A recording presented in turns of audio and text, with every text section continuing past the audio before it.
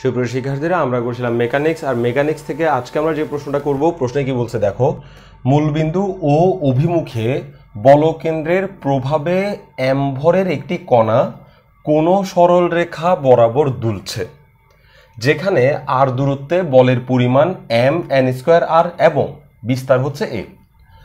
ও হতে a√3/2 দূরত্বে অবস্থানকালে কণাটিকে উহার গতির দিকে একটি আঘাত দেয়া হয় যা n(a) বেগ সৃষ্টি করে। এই বেগ ও হতে বহির্মুখী হলে দেখাও যে নতুন বিস্তার a√3 হবে। ওকে, তাহলে এখানে টোটাল প্রশ্নটার সাথে আসলে কি বলছে সেই সহজ কনসেপ্টটা আমি একটু বোঝার চেষ্টা করি। এই ধরো, এটা হচ্ছে ও বিন্দু, যে বিন্দুটা এম ভরের একটা কণাকে আকর্ষণ করতেছে, ফলে কণাটা সরল দোলন গতি সম্পন্ন অবস্থায় আছে। ওকে, তো এখন বলছে কি, এটা যে মানে আকর্ষণ যেটা করতেছে, যে বলে আকর্ষণ করতেছে সেই বলের মান হচ্ছে m(n²r). অর্থাৎ এই ও বিন্দুটা ধরো এম ভরের কণা হচ্ছে এটা, এই এম ভরের কণাটাকে m(n²r) বলে আকর্ষণ করতেছে, ফলে এখানে সরল ছন্দিত স্পন্দনের সৃষ্টি হয়েছে। আমাকে বলছে কি, ও হতে a√3/2 দূরত্বে অবস্থানকালে, ধরো কণাটা এই ও হতে, আমি একটু দেখাচ্ছি, ও হতে a√3/2 এত দূরে অবস্থান করতেছে কণাটা। আমি এখানে না দিই, আর একটু ভিতরে দিই, এই বিন্দুতে অবস্থান করতেছে। ওকে, তাহলে কি বুঝালাম, ও হতে কণাটা a√3/2 বিন্দুতে অবস্থান করতেছে। এমন সময় আমি কি করছি, ও হতে a√3/2 দূরত্বে অবস্থানকালে কণাটিকে উহার গতির দিকে একটি আঘাত দেয়া হলো। অর্থাৎ এই বিন্দুতে যখন কণাটা আসছে তখন তার গতিটা যেদিকে কাজ করতেছে, আমি সেই দিকেই আরেকটা আঘাত করছি। অর্থাৎ ধরো কণাটা এদিক দিয়ে আসতেছিল, তাহলে আমি তাকে এদিক দিয়ে আঘাত করছি। আর ধরো কণাটা এদিক দিয়ে যাচ্ছিল, আমি তাকে ওই দিক দিয়ে আরেকটা ধাক্কা দিছি। অর্থাৎ ধরো একদম সহজ ব্যাখ্যায় আমি দিই, ধরো একটা পেন্ডুলামের মধ্যে বব যেটা, অর্থাৎ একটা পাথরকে আমি সুতা দিয়ে বেঁধে ধরো ঝুলাইছি, এভাবে করে আমি ছেড়ে দিছি, বস্তুটা এভাবে করে দুলতেছে। ওকে, তো একটা নির্দিষ্ট দূরত্বে গিয়ে আমি করলাম তাকে আরেকটু ধাক্কা দিয়ে দিলাম। অর্থাৎ সে তো এমনিতেই দুলতেছিল, ও দুলতেছে অবস্থায় আমি একটা জায়গায় গিয়ে তাকে, যেদিকে সে যাচ্ছে তাকে আরেকটু ধাক্কা দিয়ে দিলাম, ফলে সে আরেকটু বেশি জোরে দুলতেছে, মানে আরেকটু দূরের থেকে দুলতেছে। তো ধরো ও এখান থেকে দুলতেছিল, আমি যখন ধাক্কা দিলাম তখন সে আরেকটু দূর থেকে গিয়ে সে দুলতেছে, অর্থাৎ বিস্তারটা বড় হয়ে গেছে। জাস্ট এই কথাটাই বলতেছে যে a√3/2 দূরত্বে যখন কণাটা অবস্থান করতেছে, সে তো সেখানে বসে নাই, তার তো গতি আছে, সে তো আপ ডাউন করতেছে। ওইখানে থাকা অবস্থায় আমি তাকে আরেকটা ধাক্কা দিছি। ওই ধাক্কাটা কিভাবে দিছি, গতির দিকে। তো কণাটা যেদিকে যাচ্ছে আমি ধাক্কাটা সেদিকেই দিছি। ধরো কণাটা যাচ্ছে এদিকে, আমি ধাক্কা এদিকে দিই নাই। ধরো কণাটা যাচ্ছে এদিকে, আমি ধাক্কা এদিকে দিই নাই। ওকে, তো গতির দিকে একটি আঘাত দেয়া হয় যা n(a) বেগ সৃষ্টি করে। অর্থাৎ ওই আঘাতটা দেওয়ার কারণে আমি আঘাতটা কতটুকু দিছি সেটা এখানে বলা নাই, এখানে বলা আছে আঘাতটা দেওয়ার কারণে তার বেগ কত সৃষ্টি হয়েছে, অর্থাৎ ওই আঘাতটা কত বেগ সৃষ্টি করতে পারে সেই মানটা এখানে দেওয়া আছে। এই বেগ ও হতে বহির্মুখী হলে, তার মানে বোঝাই যাচ্ছে ধাক্কাটা কোন দিকে দিছি। এই বেগ ও হতে বহির্মুখী হলে, অর্থাৎ ধাক্কাটা আমি দিক দিয়ে দিছি, তাহলে কণাটা দিক দিয়ে যাচ্ছিল আর আমি তাকে ধাক্কাটা দিক দিয়ে দিছি। তাহলে কণাটা দিক দিয়ে কিভাবে যাবে, কণাটা এখান থেকে যাত্রা শুরু করবে, তারপর এখান থেকে আবার এদিকে যাবে। তো এইদিকে যখন যাবে, এই বিন্দুতে যখন আসবে, তখন তো আমি একে ধাক্কাটা দিলাম, ফলে সে আরেকটু দূরে গিয়ে আপ ডাউন করবে। তো এখানে বলছে কণাটা ও হতে বহির্মুখী হলে, অর্থাৎ এই বেগ ও হতে, যে বেগটা আমি দিছি, নতুন যে বেগটা আমি সৃষ্টি করছি, সেই বেগটা যদি ও থেকে বাইরের দিকে হয়, তাহলে দেখাও যে নতুন বিস্তার a√3 হবে। অর্থাৎ ওই বেগটা অ্যাপ্লাই করার পর, ওই বলটা অ্যাপ্লাই করার পর নতুন যে বিস্তার আসবে, সেই নতুন বিস্তারটা হবে a√3। আমাকে এটা দেখাইতে হবে। ওকে, এই অঙ্কটা খুবই সহজ অঙ্ক, কঠিন কিছুই নাই, খালি আমাদেরকে প্রশ্নের কনসেপ্ট বুঝে কাজ করতে হবে এবং নর্মাল কাজ করে আমরা অঙ্কটার সমাধান নিয়ে আসতে পারবো। তো প্রথমে আমরা যেটা করব সেটা হচ্ছে গতির সমীকরণ বের করার চেষ্টা করব। আর এখানে গতির সমীকরণটা ক্লিয়ারলি বোঝা যাচ্ছে, এখানে m(n²r) বলে যেহেতু আকর্ষণ করতেছে, তো এখানে গতির সমীকরণ প্রথমেই যেটা হবে সেটা হচ্ছে F = M N square R, আর এখানে একটা নেগেটিভ চিহ্ন হবে কারণ এটা সরল সন্ধিত স্পন্দন, যেহেতু সরল সন্ধিত স্পন্দনের ক্ষেত্রে আমাকে অবশ্যই নেগেটিভ চিন্তা করতে হবে, কারণ হচ্ছে দূরত্ব যতই কমে যায় বেগ ততই বাড়তে থাকে। কণাটা এই বিন্দুতে স্থির থাকে, যতই আস্তে আস্তে এদিকে আসে ততই তার বেগ বাড়তে থাকে, আবার এদিকে এসে আবার এদিকে যেতে থাকে, অর্থাৎ দূরত্ব যত কম হয় বেগ তত বাড়তে থাকে, দূরত্ব যত বেশি হয় বেগ তত কমতে থাকে, যে কারণে আমাকে সবসময় এখানে মাইনাস চিহ্ন ব্যবহার করতে হচ্ছে।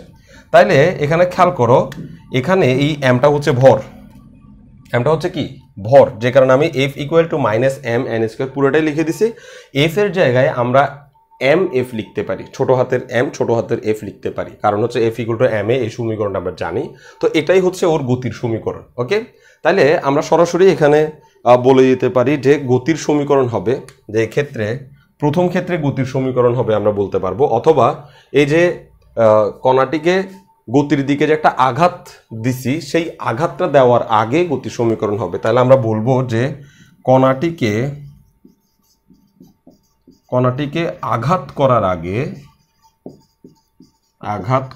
আগে গতি সমীকরণ হবে এফ সমান মাইনাস এম এন স্কোয়ার আর।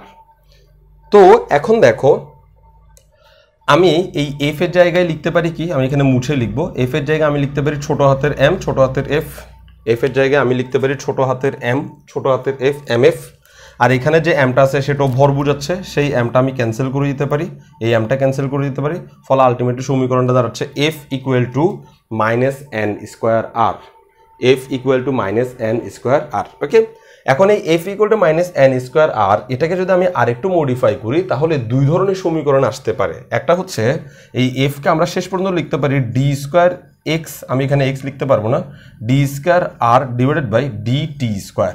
খেয়াল করো এখানে আমি কেন এক্স লিখতে পারতেছি না, কারণ এখানে দূরত্বকে আর দ্বারা প্রকাশ করা হয়ে গেছে, প্রশ্নে ক্লিয়ারলি বলে দিছে যে দূরত্বকে আর দ্বারা প্রকাশ করতে, এবং দূরত্বকে আর দ্বারা প্রকাশ করার কারণে এই জায়গাতেও একটা আর দেখা যাচ্ছে, ফলে আমি এখানে এফ এ যেটা আমরা এতদিন দূরত্ব এক্স ধরতাম সেই এক্সটা এখন আর এ পরিণত হচ্ছে, আর দিয়ে কাউন্ট করতে হচ্ছে। ওকে, তাহলে এফকে আমরা এভাবে লিখতে পারতেছি, ইকুয়ালটা আমরা লিখতে পারতেছি minus N square R. Okay, তাহলে দেখো এফকে আমরা কি লিখতে পারতেছি, D square R by DT square, আর এখানে যা আছে এন স্কোয়ার আর যেভাবে আছে সেভাবে রয়ে গেছে, এটাকে আমি 1 নম্বর সমীকরণ দিয়ে রাখবো। আবার এই F equal to minus N square R এটাকে আমরা এভাবে লিখতে পারি,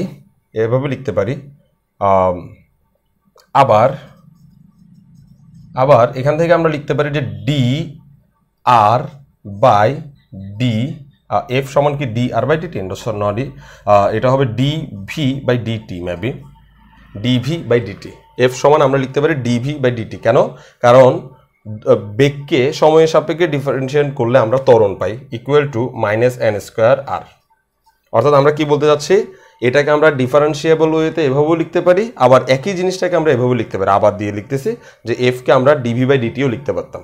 আবার এই ডিভি বাই ডিটিকে আমরা এভাবে করতে পারি, বা ডিভিকে প্রথমে এক্স এর সাপেক্ষে ডিফারেন্সিয়েশন, তারপর ওই এক্সকে পরে টি এর সাপেক্ষে ডিফারেন্সিয়েশন করতে পারি।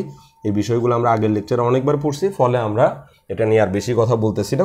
ফলে আমরা এখানে ডিএক্স বাই ডিটি এটার বদলে আমরা পাবো ভি, আর এই দিক থেকে পাবো DV by DX equal to হচ্ছে মাইনাস এন স্কোয়ার আর। আর সরি, আমি একটা ভুল করছি, এখানে আমি এক্স এর সাপেক্ষে ডিফারেন্সিয়েট যেটা করতেছি সেটা আসলে আর এর সাপেক্ষে করতে হবে, কারণ এই অঙ্কে আমাদের সবগুলো এক্স আসলে আর এ পরিণত হচ্ছে, এখানে এক্সগুলোকে আর এ পরিণত করতে হবে। তো এখানেও যে এক্সটা আমরা দেখতে পাচ্ছি সেটা আসলে আর হবে, কারণ এখানে দূরত্বকে আর দ্বারা প্রকাশ করা হচ্ছে, জাস্ট আর কিচ্ছু না। তো ডিভি ডি আর, তাহলে এটাকে আমরা এভাবে লিখতে পারি, ভি ডিভি এখানে থাক, ভি ডিভি এখানে থাক, ডি আরটাকে এদিকে নিয়ে আসবো মাইনাস এন স্কোয়ার আর ডি আর। এটাকে আমরা দিব 2 নম্বর সমীকরণ, চালাই দিতে পারি 2 নম্বর সমীকরণ। ওকে, তাহলে F equal to minus N square R, এই সমীকরণকে আমরা এভাবেও লিখতে পারি, আবার এই সমীকরণকে আমরা এভাবেও লিখতে পারি। তো এভাবে যদি আমরা লিখি তাহলে এটাকে অর্ডিনারি ডিফারেনশিয়াল ইকুয়েশনের সিস্টেমে সলভ করতে হয়, আর এটাকে যদি এভাবে লিখি তাহলে ইন্টিগ্রেশনের সাহায্যে এটাকে সলভ করতে হয়। তো আমার উদ্দেশ্যটা কি, আগে আমাদেরকে উদ্দেশ্যের দিকে খেয়াল করতে হবে। যদি আমরা উদ্দেশ্য সচেতন না হই তাহলে আমরা অঙ্ক যতই করি না কেন আমরা আলটিমেটলি পরীক্ষার হলে অঙ্কটা করতে পারবো না। তাহলে আমার উদ্দেশ্য কি দেখো, আমার উদ্দেশ্য হচ্ছে এখানে সেকেন্ড অপশনটা। ফার্স্ট অপশনে বলছিল এত বলে সে আকর্ষণ করতেছে, আর কিচ্ছু বলে নেই।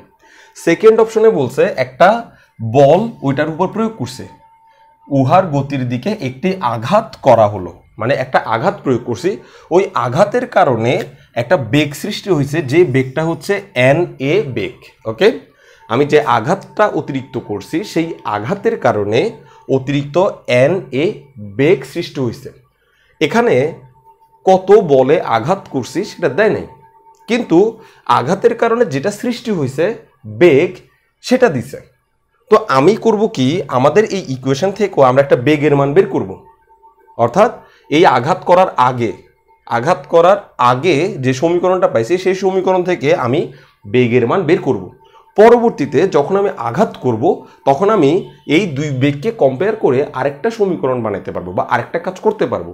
যদি এখানে বেগ না দিয়ে কত বলে আঘাত করছি সেটা দিত, ধরো এফ প্রাইম বলে আঘাত করছে, তাহলে আমরা গতির সমীকরণ অটোমেটিক্যালি এভাবে পেয়ে যেতাম যে এফ সমান হচ্ছে এম এন স্কোয়ার আর মাইনাস, আর এখানে যেহেতু আঘাত করছি এফ প্রাইম বেগে, তো এফ প্রাইম আঘাত করছি এফ প্রাইম বেগে, এভাবে পেয়ে যেতাম গতির সমীকরণ। কিন্তু আমাদেরকে কত বলে আঘাত করছে সেই বলের মানটা না দিয়ে আমাদেরকে দেওয়া হয়েছে আঘাত করার কারণে প্রাপ্ত বেগ, যে কারণে আমার আগের সমীকরণে দিছে বলের মান, পরের অংশে দিছে বেগের মান।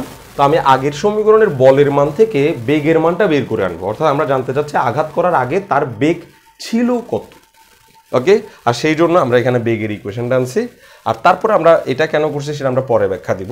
তাহলে এখান থেকে আমরা এটাকে ইন্টিগ্রেশন করে দিলে ভি এর মান পেয়ে যাব। তো এটাকে আমরা ইন্টিগ্রেশন করার জন্য যে কাজটা করব সেই কাজটা হচ্ছে, ধরো এটা কার উপরে ইন্টিগ্রেশন, এটা হচ্ছে দূরত্বের উপরে আর ভি এর উপরে, দূরত্বের উপরে আর এর উপরে আর ভি এর উপরে। তাহলে খেয়াল করো, কণাটা যখন এই জায়গাতে ছিল, ধরো আমি এটাকে নাম দিলাম এ বিন্দু, এই জায়গাতে যখন ছিল তখন আর ইকুয়াল টু ছিল এ, আর ইকুয়াল টু ছিল এ দূরত্বে, যে এখানে বলছে দেখো, যেখানে আর দূরত্বে বলের পরিমাণ হচ্ছে এত এবং বিস্তার হচ্ছে এ।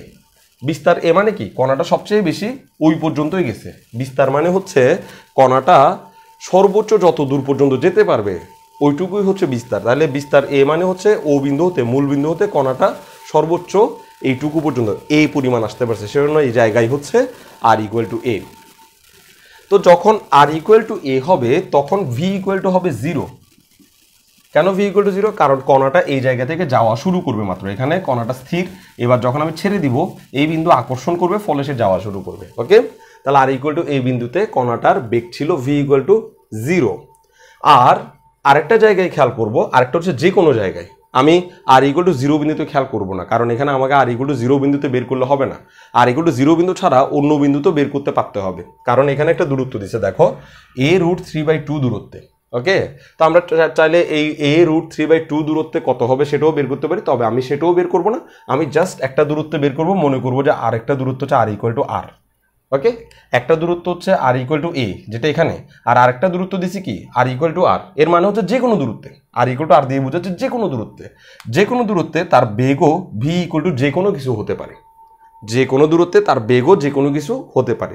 এই সীমার মধ্যে আমি এটাকে যখন ইন্টিগ্রেশন করে দিব তখন আমি বেগের মান বের করার জন্য একটা সমীকরণ পাবো, আর ওই সমীকরণটার জন্যই আমি আসলে এখন এগিয়ে যাচ্ছি। ওকে, তাহলে আমি এখানে একটা বাউন্ডারি দিয়ে দিই। আমরা যেটা করব সেটা হচ্ছে যখন আর ইকুয়াল টু এ তখন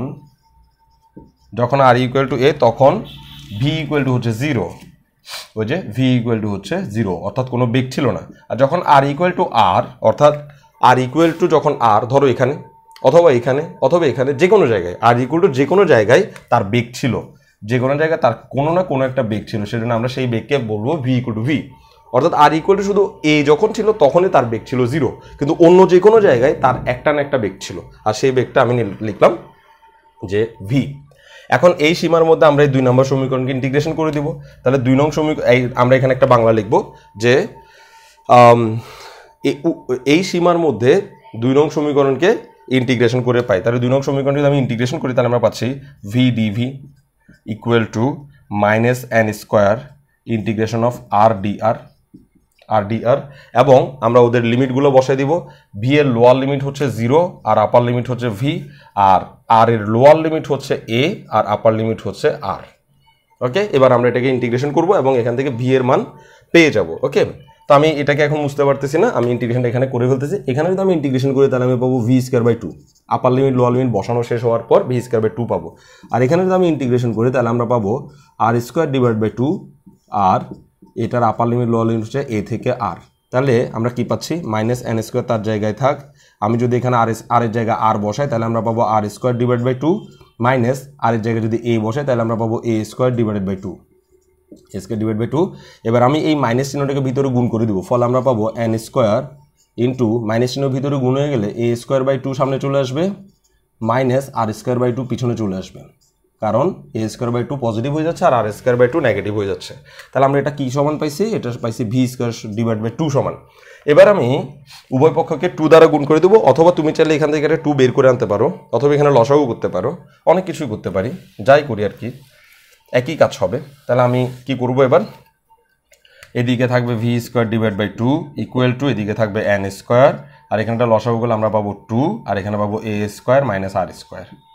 ওকে, তাহলে উভয় পক্ষকে 2 দ্বারা গুণ করলে, উভয় পক্ষকে যদি 2 দ্বারা গুণ করি তাহলে আমরা এখানে পাবো v² আর এখানে পাবো n² into a² minus r²। কেন, ওই যে 2 কাটা, এখানে 2 কাটা, এখানে 2 কাটা, যখন আমরা উভয় পক্ষকে 2 দ্বারা গুণ করব তাহলে আমরা এরকম একটা ইকুয়েশন পাবো। হ্যাঁ, এরকম একটা ইকুয়েশন পাবো। এবার আমি উভয় পক্ষকে রুট ওভার করে দেবো, ফলে আমি v= পেয়ে যাবো। তাহলে v= আমি কত পাবো, √n মানে পজিটিভ n হয়ে যাবে, আর এটাকে যখন আমি রুট করব তখন এটা a² মাইনাস r² রুট হয়ে পড়ে থাকবে, কারণ হচ্ছে এই পুরাটার উপরে রুটটা আছে, এটা কাটার জন্য কোনো স্কোয়ার নেই। ওকে, হ্যাঁ, তো আলাদা আলাদা স্কোয়ার দেখতে পাচ্ছি, আলাদা আলাদা স্কোয়ার রুটকে কাটতে পারে না, এই n পুরাটার উপর স্কোয়ার আছে, n রুটকে কেটে দিছে, কারণ এখানে গুণ সম্পর্ক ছিল। কিন্তু এই জিনিসটার ভিতরে মাঝখানে মাইনাস চিহ্ন থাকায় ওদের রুটটা ওরা কাটতে পারবে না, ওরা এভাবে পড়ে থাকবে। আর এখানে যেহেতু আমরা দেখতে পাচ্ছি যে এখানে সবসময় এখানে যে বেগটা কাজ করতেছে সেই বেগটা সবসময় দূরত্ব যদি কমে যায় বেগ বাড়তে থাকে, ফলে এখানে আনসারটাকে আমাদেরকে নেগেটিভ দিতে হবে। কি বলছি, আনসারটাকে নেগেটিভ দিতে হবে। তাহলে এখানে ঋণাত্মক চিহ্ন কেন আসছে, কারণ আগে যা বলছি তাই, দূরত্বের সাথে সাথে দূরত্ব কমে গেলে বেগ বৃদ্ধি পায়, মানে উল্টাটা হচ্ছে, যে কারণে আমরা নেগেটিভ চিহ্ন দিব। তাহলে আমরা এখানে v= একটা মান পেয়ে গেছি, খুব ভালো করে খেয়াল করবা, v= একটা আনসার পেয়ে গেছি। তো এটা v= যে আনসারটা পেয়ে গেছি, এই আনসারটা আমাদেরকে কি বলতেছে, এই আনসারটা আমাদেরকে বলতেছে যে r এর মান যা খুশি দিবা দাও, আমি এই সমীকরণের সাহায্যে v এর মান বের করতে পারবো। r এর মান তুমি যাই দিবা দাও, এই সমীকরণের সাহায্যে আমরা v এর মান বের করতে পারবো। এখন প্রশ্নে একটা কথা বলছিল যে ও হতে a√3/2 দূরত্বে অবস্থানকালে কণাটিকে উহার গতির দিকে একটি আঘাত করা হয়। তো আমরা করব কি, কণাটাকে যে জায়গাতে এক্স্যাক্টলি যে জায়গাতে কণাটা থাকা অবস্থায় আঘাত করা হয়েছে সেই জায়গায় তার বেগ কত ছিল সেটা বের করব। কারণ কণাটার বেগ এক এক জায়গায় এক এক রকম, এখানে কণাটার কোনো বেগ নাই, 0, কিন্তু যখনই কণাটা এখানে আসবে তখন তার কিন্তু একটা বেগ থাকবে। সে কণাটা এদিক থেকে আসুক বা এদিক থেকে যাক, যে দিক থেকেই যাক না কেন, এই বিন্দুতে তার একটা বেগ থাকবে। কি বলছি, কণাটা তো পেন্ডুলামের মতো এভাবে দুলতেছে, তাহলে এখানে তার কণা বেগ 0 হতে পারে, কিন্তু এই জায়গায় যখন কণাটা আসবে সে এদিক থেকে আসলেও তার বেগ থাকবে, 0 হবে না। আবার সে যদি এখান থেকে ঘুরে গিয়ে তারপরে এখানে আসে, তাও তার একটা বেগ থাকবে, 0 হবে না, অর্থাৎ তার একটা বেগ আছে। এই বেগটা আমি বের করতে চাচ্ছি। তো এই যে বিন্দুটা, এই বিন্দুটা দূরত্ব হচ্ছে এত, a√3/2, এখানে স্পষ্ট বলে দিছে ও হতে a√3/2 দূরত্বে অবস্থানকালে আমরা আঘাতটা করছি। তো আমরা ও হতে a√3/2 দূরত্বে বেগ কত হবে সেটা বের করব। তাহলে আমরা এই ইকুয়েশনকে কাজে লাগিয়ে সেই বেগটা বের করতে পারবো। আমি চাইলে এটাকে 3 নম্বর সমীকরণ দিতে পারি। তো আমরা বলবো যে যখন r = a√3/2 তখন v তাহলে r যখন a√3/2 তখন v এখান থেকে বের করতে পারতেছি, v হচ্ছে -n√a² minus a√3/2 whole square. কীভাবে বের করলাম, জাস্ট এই সমীকরণে আর এর জায়গায় এই মানটা বসাই দিছি। তাহলে এখান থেকে আমরা একটা আনসার পাচ্ছি -n√, এখানে পাচ্ছি a² মাইনাস এখানে পাচ্ছি স্কোয়ার কাটা গেলে a² থাকবে, ডিভাইড বাই এখানে থাকবে 3, মানে 3a² হবে উপরে, 3a² আর নিচে হবে 4, 3² ডিভাইড বাই 4। তাহলে এখানে যদি আমরা লসাগু করি তাহলে আমরা আনসার পাচ্ছি -n√, নিচে হচ্ছে 4, উপরে হচ্ছে 4a² minus 3a² equal to -n√, উপরে হচ্ছে শুধুই a², নিচে হচ্ছে 4। শুধু এ স্কোয়ার, নিচে হচ্ছে 4। তাহলে আলটিমেটলি আমরা কি পাচ্ছি, স্কোয়ার রুটে কাটা গিয়ে আমরা পাচ্ছি a/2। তার মানে এখানে আমরা পাচ্ছি, এখানে লিখি আমরা জিনিসটা, এখানে লিখি ফাইনালি, তাহলে আমরা কি পাচ্ছি -na/2, -na/2 এই বেগটা পাচ্ছি। এই যে এ স্কোয়ারের রুটে কাটা গিয়ে এ থাকবে, 4কে আমরা রুট করলে পাচ্ছি 2, ফলে আমরা এই এনকে সহ গুণ করে দিলে আমরা পাচ্ছি -na/2। অর্থাৎ যখন r = a√3/2 তখন v হচ্ছে -na/2। অর্থাৎ এই বিন্দুতে এক্স্যাক্টলি এই r = a√3/2, আর মানে কি, আর মানে হচ্ছে ও বিন্দু থেকে দূরত্ব, ও বিন্দু থেকে কণাটা যখন a√3/2 দূরত্বে আছে তখন তার বেগ হচ্ছে -na/2। তাইলে এই বিন্দুতে আসার সময়ই আমি তাকে একটা ধাক্কা দেব। এই বিন্দুতে আসার সাথে সাথে কণাটা যখন এই এক্স্যাক্টলি এই বিন্দুতে আসবে তখনই আমি তাকে কি করব, একটা অতিরিক্ত আঘাত করব। আর ওই অতিরিক্ত আঘাতের কারণে তার যে বেগটা অতিরিক্ত সৃষ্টি হবে সেই বেগটা হচ্ছে na বেগ। ওকে, তাহলে এই বিন্দুতে যখন কণাটা আসছে তার গায়ে এমনিতেই কিছু বেগ আছে, যে বেগটা হচ্ছে -na/2। আর আমি যে বেগটা তারকে আমি যে আঘাত করতেছি সেই আঘাতের কারণে সে আরও বাড়তি বেগ পাচ্ছে, সেই বাড়তি বেগটা হচ্ছে na। তাহলে এখন ইন টোটাল বেগটা কত হবে? এখন ইন টোটাল বেগটা আমরা বের করার জন্য বলবো যে সুতরাং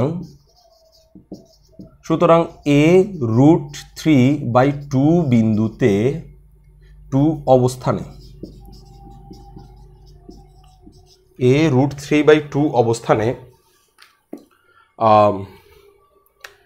অবস্থানে আঘাতের অবস্থানে কণাটিকে আঘাত করলে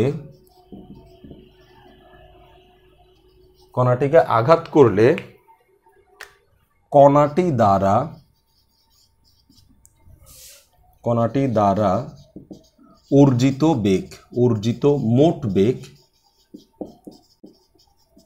মোট বেগকে আমরা v1 নাম দিই। অর্জিত মোট বেগ v1 সমান -na/2 আর -na। তাহলে খেয়াল করো, এই -na/2 হচ্ছে ওর মধ্যে যে বেগটা ছিল, আর এই -na যেটা আসে সেটা হচ্ছে আমি আরও অতিরিক্ত যে বেগটা তার মধ্যে সৃষ্টি করছে, মানে আঘাত দেওয়ার কারণে যে বেগটা সৃষ্টি হয়েছে। এখন na যেটা আসছে তার আগে নেগেটিভ চিহ্ন কেন দিছি? কারণ হচ্ছে বলছে কি আগের বেগটা যেদিকে কাজ করতেছিল পরের বেগটা একই দিকে কাজ করবে। এখানে স্পষ্ট বলছে যে গতির দিকে একটি আঘাত দেয়া হলো। কোন দিকে আঘাত দেওয়া হয়েছে? গতির দিকে। তাহলে কণাটা যদি এদিক দিয়ে যায় তাহলে আঘাতটাও তাকে এদিক দিয়ে করা হয়েছে, ফলে কণাটা যখন এদিক দিয়ে যাচ্ছে তখন তার মধ্যে যদি -na/2 বেগ থাকে, মানে ওই বেগটা যদি নেগেটিভ থাকে তাহলে আমি আঘাত দেওয়ার কারণে যে বেগটা সেই বেগটাও নেগেটিভ হবে, নাহলে একই দিক বুঝাবে না। আমি যদি এখানে পজিটিভ দিয়ে বসাই তাহলে এটা ভিন্ন দিক বুঝাবে। অর্থাৎ আগে গতি ছিল নেগেটিভ দিকে, আমি নতুন গতি বেগ দিছি পজিটিভ দিকে, কিন্তু এখানে তো ক্লিয়ারলি তোমাকে রেস্ট্রিকশন দিয়েই দিছে যে গতি যেদিকে ছিল বেগটা, নতুন যে বেগটা সেটাও সেদিকে কাজ করতেছে। ওকে, উহার গতির দিকে আঘাত করছে, গতির দিকে আঘাত করলে বেগটাও গতির দিকে হবে, ফলে দোনোজনের চিহ্ন একই হতে হবে। তো আগের বেগ যেহেতু নেগেটিভ হয়ে বসে আছে তাহলে নতুন বেগটাও আমাকে নেগেটিভ দিতে হবে, এবং এখান থেকে আমরা একটা আনসার বের করব। আর এই আনসারটা হচ্ছে আঘাত করার পরে কণাটার ওই অবস্থানে আসলে বেগটা কত ছিল সেটা বের করব। তাহলে আমরা এটা লসাগু করলে পাচ্ছি 2, আর এখানে পাচ্ছি -na/2na, অর্থাৎ আলটিমেটলি আমরা কি পাচ্ছি -3na/2। তাহলে আমরা পাচ্ছি -3na/2। এই হচ্ছে আমাদের নতুন বেগ। অর্থাৎ আমরা এখন এই কণাটার এই অবস্থানে তার টোটাল বেগটা কত সেটা আমরা জানতে পারছি। এবার এই টোটাল বেগটা দিয়ে আমরা বাকি কাজটা করব, অর্থাৎ আমাদেরকে বের করতে হবে বিস্তার হচ্ছে a√3। বাকি কাজটা কি? বাকি কাজটা হচ্ছে এই বেগটা যখন আমি সৃষ্টি করছি, নতুন যে বেগটা সৃষ্টি হয়েছে এই বেগের কারণে কণাটার বিস্তার হয়ে যাবে a√3। এই বেগটা যখন ছিল -na/2 বেগটা যখন ছিল তখন কণার বিস্তার ছিল a, নর্মাল ছিল। কিন্তু যখন এই বেগের সাথে অতিরিক্ত একটা বেগ আমি অ্যাড করছি, অর্থাৎ নতুন বেগ এমন হয়ে গেছে, তখন আমাকে দেখাইতে হবে যে বিস্তার হয়ে গেছে a√3, অর্থাৎ আগেরটার চেয়ে বিস্তার বেশি হয়ে গেছে। এই জিনিসটা দেখাইতে হবে। কি? তো এখন এই জিনিসটা দেখানোর জন্য এবার আমি 1 নম্বর সমীকরণকে সমাধান করে আনসার আনার চেষ্টা করব। আর 1 নম্বর সমীকরণকে যখন আমরা সমাধান করব তখন আমরা এই নতুন মানগুলো বসানোর চেষ্টা করব। এই যে v1 ইকুয়াল টু নতুন বেগটা বসানোর চেষ্টা করবো, পুরনো বেগ বসাবো না, কারণ নতুন বেগ না বসালে আমরা নতুন বেগের ফলাফল পাবো না।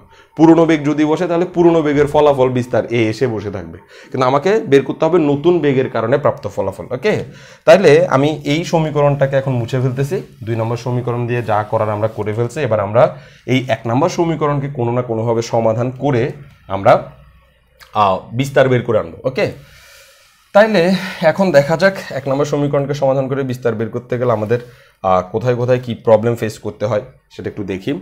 আমরা এখন যেটা করব সেটা হচ্ছে 1 নম্বরের সাধারণ সমাধান বের করব। এই 1 নং সমীকরণের সাধারণ সমাধান বের করব। 1 নং সমীকরণের দিকে তুমি একটু তাকাও। এটা যদি আমরা অর্ডিনারি ডিফারেনশিয়াল ইকুয়েশনে ফেলি তাহলে অর্ডিনারি ডিফারেনশিয়ালটা ইকুয়েশনটা এরকম হবে, D square Y equal to minus N square Y, D square Y equal to minus N স্কোয়ারে অনেকটা এরকম হবে।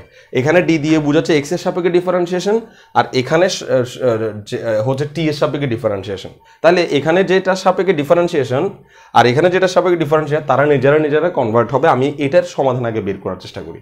এটার সমাধান কি হবে? এটার সমাধান হবে অক্সিলারি ইকুয়েশন বের করতে হবে। তো আমরা এটা ধরবো কি, ধরি Y equal to E to the power M X হলো কি এটার একটা সমাধান, Y equal to E to the power M X হলো এটার একটা সমাধান। তো আমি এখানে এম অ্যাপ্লাই করব না, কারণ এম আমাদের প্রশ্নে অ্যাপ্লাই করছে। তো আমরা এম অ্যাপ্লাই না করে আমরা অন্য কিছু অ্যাপ্লাই করব। আমি এম অ্যাপ্লাই না করি, আলফা অ্যাপ্লাই করি।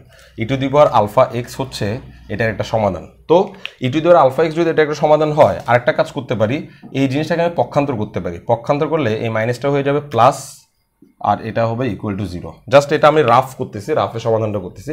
তাহলে Y equal to E to the power alpha X দিয়ে যদি ওকে আমি ডিফারেন্সিয়াল পদ্ধতিতে সমাধান করি, তাহলে আমরা আলটিমেটলি যেটা পাবো সেটা হচ্ছে জাস্ট আলফা স্কোয়ার, মানে এখানে এম নাই, আলফা আছে সেখানে আলফা স্কোয়ার হবে, আলফা স্কোয়ার প্লাস এখানে হবে এন স্কোয়ার, আর তার সাথে গুণ থাকবে E to the power alpha X equal to হবে 0।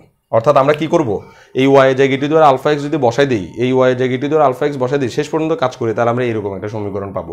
আর এরকম একটা সমীকরণ থেকে আমরা বলবো যে alpha square plus N square হচ্ছে অক্সিলারি ইকুয়েশন বা সাহায্যকারী সমীকরণ। তাহলে আমরা বলবো এখানে এই alpha square plus N square equal to 0, এটা হচ্ছে কি অক্সিলারি ইকুয়েশন। আর এখান থেকে আমরা আলফার মান বের করে নিব।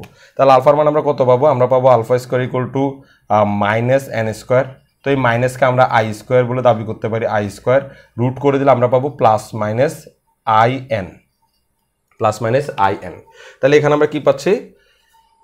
আলফা ইকুয়াল টু পাচ্ছি প্লাস মাইনাস আই এন। তো আলফা ইকুয়াল টু যখন আমরা এই মানটা পাইছি তখন আমরা এই ধরনের ডিফারেন্সিয়াল সমীকরণের সমাধান পেয়ে যাব। এই যে এক পাশে যখন 0 থাকে তখন এই ধরনের ডিফারেন্সিয়াল ইকুয়েশনের সমীকরণ হবে জাস্ট ওয়াই ইকুয়াল টু একটা এ বসবে, আমরা এ বসাবো না, C1 বসবে, C1 ই টু দি পাওয়ার এখান থেকে একটা মান বসাবো আই এন এক্স, তারপরে প্লাস আর একটা C2 বসবে, আর বসবে E to the power inverse I N X. তাহলে এক্স কেন? খুব ভালো করে খেয়াল করো, এক্স কেন? আসলে এই যে ই টু দি পাওয়ার এক্স দেখা যাচ্ছে, আমি খালি আলফার জায়গায় মান বসাইছি, এক্স বসটা, অর্থাৎ যে চলকের সাপেক্ষে ডিফারেন্সিয়েশন সেই চলকটা এখানে বসাইতে হয়। এই ডিফারেন্সিয়াল সমীকরণ তো আমাদের জানা।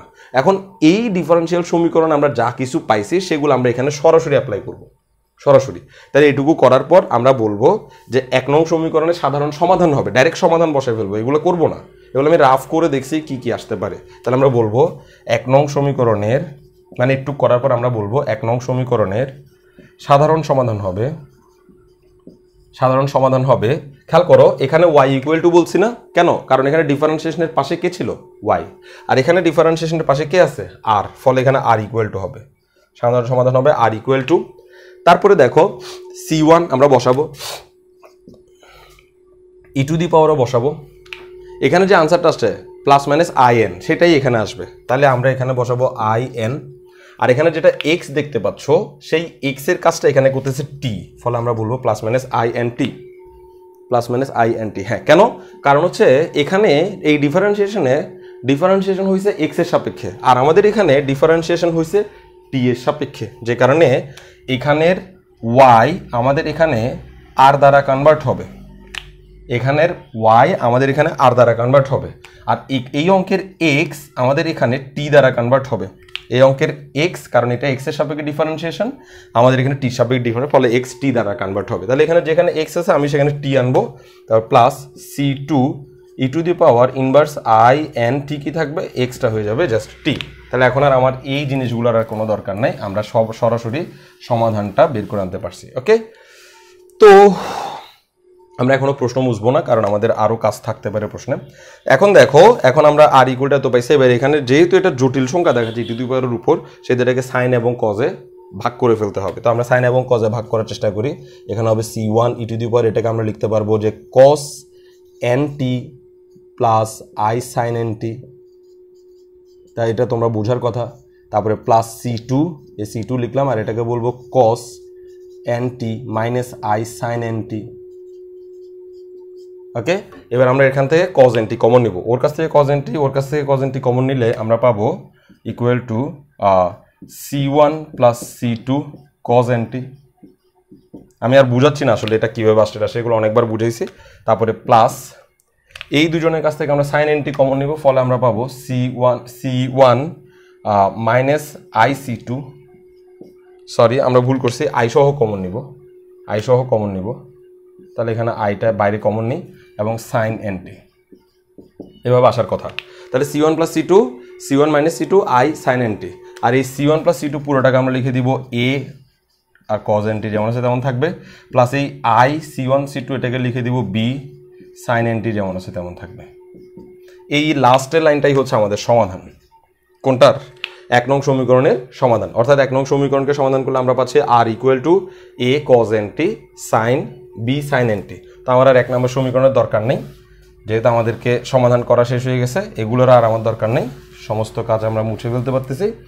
এবার এই যে সমাধান করছে আর ইকুয়ালটা তো আসছে, এই আরকে আমি যদি আবার টি এর সাপেক্ষে ডিফারেন্সিয়েশন করি তাহলে ভি পাবো। কেন? কারণ দূরত্বকে সময়ের সাপেক্ষে ডিফারেন্সিয়েশন করলে বেগ পাওয়া যায়। তাহলে আমি এটাকে বলবো সুতরাং R D R DT equal to differentiation করে দিব। ওকে যদি আমি ডিফারেন্সিয়েশন করি তাহলে এ যেমন আছে তেমন থেকে যাবে, কজ এনটিকে ডিফারেন্সিয়েশন করলে আমরা পাবো minus sine N T, minus sine N T, আর এই টি এ সহগ যেটা সেটা সামনে এসে বসবে। তারপরে প্লাস একইভাবে এখানে বি যেমন আছে তেমন বসে যাবে, সাইন এনটিকে ডিফারেন্সিয়েট করলে আমরা পাবো প্লাস কজ এনটি, আর এই টি এর সহগ যেটা সেটা এখানে বসে যাবে। তাহলে আমরা ডি আর ডিটি এত পাইছি। আর এই ডি আর ডিটিকে আমি চাইলে ভি বলতে পারি, আর সেই ভিটা আমি লিখে দিব ভি1। কেন? কারণ আমি ভি দিয়ে যদি কাজ করি তাহলে আমাদের আবার বিস্তার এ চলে আসবে। আমরা ভি দিয়ে কাজ করতে চাচ্ছি না, আমরা ভি1 দিয়ে কাজ করতে চাচ্ছি। আমাদের যে নতুন বেগটা আসছে সেই নতুন বেগটা দিয়ে আমরা কাজ করতে চাচ্ছি। আর এখানে আর যেটা, সেই আর এর জায়গায় আমরা এই দূরত্বটা অ্যাপ্লাই করব, a √3/2 তে অ্যাপ্লাই করব। কেন? কারণ আমাদের প্রশ্নে যে কাজটা করতে বলছে সেটা a √3/2 থেকে শুরু হচ্ছে, a √3/2 থেকেই এই কাজগুলো শুরু হচ্ছে, যে কারণে আমরা সমীকরণের এই অবস্থা করব। আমরা এটাকে একটা সমীকরণ নাম্বার দিব, আমি ঠিক জানি না কত নম্বর সমীকরণ লাস্টে দিয়েছিলাম, আমরা মেবি 3 নং সমীকরণ বসে দিয়েছিলাম। তাহলে এটা হবে আমার জন্য 4 নম্বর সমীকরণ, আর এটা আমার জন্য 5 নম্বর সমীকরণ। ওকে, তাহলে এখন এই দুই সমীকরণ থেকেই আমরা কিন্তু আনসার বের করে ফেলতে পারবো। এখন এই দুই সমীকরণ আমি একটু এখানে বাউন্ডারি দিয়ে দিই। ওকে, এই দুই সমীকরণে আমরা যেটা করতে চাইতেছি সেটা হচ্ছে এই আর এর জায়গায় আমি আর এর এই মানটা বসাবো, আর এই ভি1 এর জায়গায় আমি ভি1 এর এই মানটা বসাবো। তো আর এর জায়গায় আমি আর এর এই মানটা বসানোর সাথে সাথে টি এর জায়গায় আমি একটা মান বসাতে চাচ্ছি। আচ্ছা, এখন আমরা এখানে আর ইকুয়াল টু a √3/2 ব্যবহার করব, আর এই ভি1 ইকুয়াল টু -3na/2 ব্যবহার করব। অর্থাৎ আমাদের কাজ শুরু হবে এই যে মানটা দিছে সেই মানের উপর, আর এই যে নতুন বেগটা আসছে সেই নতুন বেগের উপর। কিন্তু এখানে আমরা আর এবং ভি এই দুইটা সমীকরণের দিকে যদি তাকাই তাহলে দেখব আর ডিপেন্ড করতেছে টি এর উপর, ভিও ডিপেন্ড করতেছে টি এর উপর।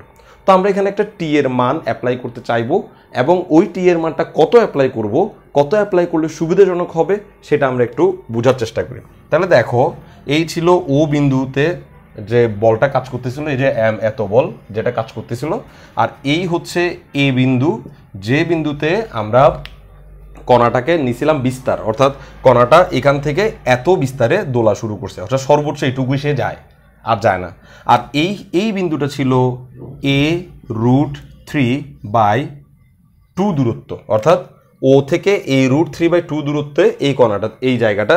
আর এই জায়গাতে আমি একটা ধাক্কা তাকে দিছি, ওই ধাক্কার কারণে সে যে বেগ, নতুন বেগ সে পাইছে, সেই নতুন বেগটা হচ্ছে -3na/2। তাহলে দেখো, এই জায়গাতেই যেহেতু আমি ধাক্কাটা দিছি, তাহলে এই জায়গাতেই তার বেগ -3na/2 হয়ে যাবে। আর এই জায়গাটাতেই আমি এখন t = 0 ধরবো, অর্থাৎ আমি নতুন করে অঙ্কটাকে শুরু করতে চাচ্ছি। এতক্ষণ এই জায়গা থেকে অঙ্কটাকে শুরু করছিলাম, মানে আমি যখন আগের বেগ নিয়ে যখন চিন্তা করতেছিলাম তখন এই জায়গা থেকে কণাটাকে আমরা কি করছিলাম, এই জায়গা থেকে কণাটাকে আমরা আপ ডাউন করাইছিলাম। কিন্তু এখন যখন আমি এখানে এই বিন্দুতে এসে আমি তাকে ধাক্কা দিচ্ছি, তাহলে এই বিন্দুতে আমাকে টাইম 0 ধরতে হবে, অর্থাৎ আমি এই বিন্দু থেকে নতুন করে টাইমটা শুরু করব এবং ফাইনালি আমরা আনসারটা আনার চেষ্টা করব। তাহলে আমি এই বিন্দুতে টাইমকে 0 ধরব এবং এই বিন্দুতে যদি আমি টাইমকে 0 ধরি, দূরত্ব হবে r = a√3/2। কেন? কারণ এই দূরত্বটা তো আসলে r = a√3/2, অর্থাৎ r = a√3/2। তার মানে কি, যখন r = a√3/2 তখন আমি টাইমকে 0 ধরতেছি। কেন? কারণ আমি অঙ্কটাকে নতুন করে শুরু করতেছি।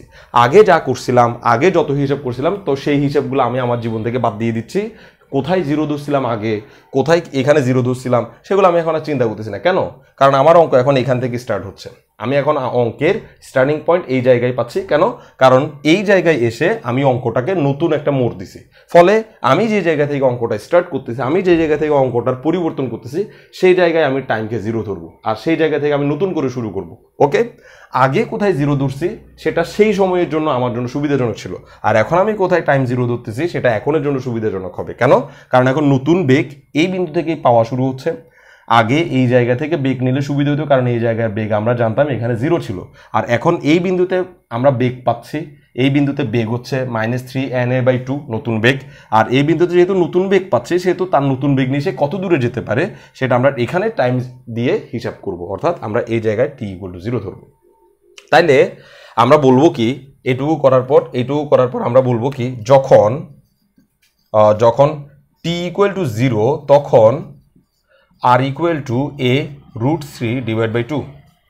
যখন t = 0 তখন r = a√3/2, অর্থাৎ r যখন a√3/2 বিন্দুতে কণাটা আসছে তখনই আমি টাইমকে শুরু করতে চাচ্ছি, অন্য কোনো টাইমে আমি শুরু করতে চাচ্ছি না। তাহলে এরকম যদি হয় তাহলে 4 নং সমীকরণ আমাদেরকে কি দিতে পারে, তাহলে আমরা বলবো 4 নং হতে পারছে r এর মান আমরা এখন a√3/2 লিখে দিচ্ছি। তাহলে দেখো আমাকে প্রশ্নেই বলছিল এই জায়গা থেকে কাজটা করতে, নতুন কাজটা, তাহলে আমি সেই কাজটা এখন করতেছি। a cos nt, খেয়াল করো টি এর জায়গায় আমরা 0 বসাবো, cos nt, তাহলে cos nt তো আর আমার লেখার দরকার নেই। আমরা এখানে কি পাচ্ছি দেখি, এই টি এর জায়গায় যদি আমি 0 বসাই তাহলে আমরা পাবো cos 0 মানে হচ্ছে 1, তাহলে a × 1 প্লাস এখানে যদি আমি 0 বসাই তাহলে আমরা পাবো sin 0 সমান হচ্ছে 0, ফলে b × 0 অর্থাৎ b পুরোটাই 0 হয়ে যাবে, অর্থাৎ আমরা a = এই মানটা পাচ্ছি। তাহলে আমরা এই t এর মান 0 এবং r এর মান এত বসানোর কারণে a এর মান পেয়ে গেছি। t এর মান 0, r এর মান এত, এটা কিন্তু আন্দাজে বসাই নাই, প্রশ্নে এই জায়গা থেকে সেকেন্ড অংশের কাজ শুরু হয়েছে, সেজন্য আমি ওই জায়গা থেকেই শুরু করার জন্য টাইম শুরু করছি। টাইম ওই জায়গা থেকে শুরু হচ্ছে, অর্থাৎ শুরুর টাইম হচ্ছে 0। একইভাবে যখন t = 0 তখন আমার কিন্তু বেগও জানা আছে। t যখন 0 তখন r = a√3, আর r যখন a√3 তখন বেগ হয়ে গেছে -3na/2। কেন? কারণ আমি শেষ ওই জায়গাতে গিয়ে আমি ধাক্কাটা দিছিলাম, আর ফলে আমাদের বেগ আসছিল -3na/2। তাহলে t যখন 0 তখন v1 = -3na/2। ওকে, তাহলে এখন এই জিনিসগুলা আমরা এবার এই 5 নং সমীকরণে বসাবো এবং 5 নং সমীকরণ থেকে আনসার টানার চেষ্টা করব। তাহলে এটা আর আমার দরকার পড়বে না, তো আমরা এর পরের কাজ এখানে করি। তাহলে আমরা বলবো 5 নং সমীকরণ হতে পাই, 5 নং সমীকরণ হতে পাই। তাহলে v1 এর মান কত পাইছি, -3na/2 = এই t জায়গায় আমরা 0 বসাবো। তাহলে এইখানে যদি আমি 0 বসাই তাহলে sin 0 = 0 হয়ে যাবে, ফলে সে পুরোটাকে 0 করে দিবে, অর্থাৎ এই অংশ আর থাকবে না। আর এই জায়গায় যদি আমরা 0 বসাই তাহলে cos 0 সমান হবে 1, ফলে আমরা পাবো bn × 1, মানে bn পাবো, bn। ওকে, তাহলে এখান থেকে আমরা b এর মান বের করতে পারবো। কিভাবে b এর মান বের করতেছি, এখানে একটা n আছে, এখানে একটা n আছে, এই n যদি নিচে চলে যায় তাহলে n কাটা যাবে। তাহলে b = আমরা আলটিমেটলি কত পাচ্ছি, -3a/2। তাহলে আমরা a এর মান এবং b এর মান পেয়ে গেছি। লজিক্যালি আমরা a এবং b এর মান যেগুলো পাইছি সেগুলো আমাদেরকে এখন 3 নম্বর সমীকরণে বসাই দিতে হবে। আমরা 3 নম্বর সমীকরণে কেন বসাবো, আমরা বিস্তার চাচ্ছি, আর বিস্তার আমাদেরকে এই সমীকরণের সাহায্যেই বের করতে হবে। তাহলে a আর b এর মান আমি 3 নং সমীকরণে বসাই দিলে কি হয় দেখি। তাহলে আমরা বলবো যে a এবং b এর মান 3 নং সমীকরণে বসিয়ে পাই। তাহলে এখানে বলি 3 নং হতে পাই সরি নট 3 নং, আমাদেরটা তো 5 নং, 4 নং, সরি 4 নং হতে পাই। 4 নং হতে কি পাচ্ছি, আর ইকুয়াল টু এ এর জায়গায় আমরা মান বসাবো, এ এর জায়গায় মান বসাবো a √3/2, a √3/2 cos nt, cos nt যেমন আছে তেমন থাক। তারপরে b এর মান কত আসছে, -3a/2, তাহলে b এর মান আমরা লিখব -3a/2 sin nt যেমন আছে তেমন থাক। তাহলে এই জিনিসগুলো আমার আর দরকার নেই, এই ভিও আমার আর দরকার নেই, এবং আর কিচ্ছু আমার দরকার নেই, সব কিছুই আমি অ্যাপ্লাই করে ফেলছি। তাহলে এখন দেখো এই যে সমীকরণটা দেখতে পাচ্ছ, এই সমীকরণ থেকে আমি কিন্তু বিস্তার বের করতে পারবো। এই সমীকরণের চেহারা আমি এরকম বানাবো। তোমাদের নিশ্চয়ই মনে আছে আমি পড়াছিলাম, ধরো দূরত্ব মানে y ইকুয়াল টু সামথিং মানে a cos vt plus x অথবা ওমেগা টি প্লাস ল্যামডা, এই ধরনের কিছু সমীকরণ ছিল। ওকে, এটা হচ্ছে মানে সরল সন্ধিত গতিসম্পন্ন কণার জন্য সমীকরণ।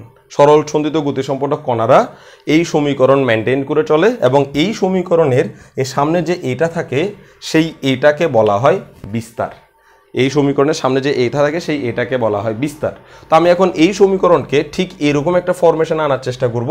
যদি আমরা এই সমীকরণকে এরকম ফরমেশনে আনতে পারি তাহলে এই সামনে যেটা থাকবে সেটাই আমাদের জন্য বিস্তার হবে।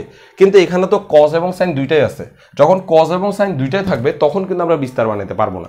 এখন আমার উদ্দেশ্য হচ্ছে এই কজ অংশ এবং এই সাইন অংশ দোনোটাকে একসাথে করে কোনোভাবে শুধু কজ অংশ বানানো, অথবা কোনোভাবে শুধু সাইন অংশ বানানো। শুধু সাইন অংশ বানাইলেও এটা বিস্তার হয়, কজ অংশ বানালে এটা বিস্তার হয়। এমন নয় যে শুধু সাইন অংশ বানালেই বিস্তার হবে, না, শুধু কজ অংশ মানে তাও না, যে কোনো একটা হইলেই বিস্তার হবে। ওকে, তাহলে আমরা সমীকরণটাকে এই ফিগার আনার চেষ্টা করব। আর এই ফিগার আনার জন্য আমরা এখানে কি করতে পারি সেটা একটু দেখি। আমার মনে হয় এটাকে আমরা এখান থেকে নিচের 2টা কমন নিব না, নিচের 2টা ওর কাছেও 2 আছে, ওর কাছেও 2 আছে, আমরা 2 কমন নিব না।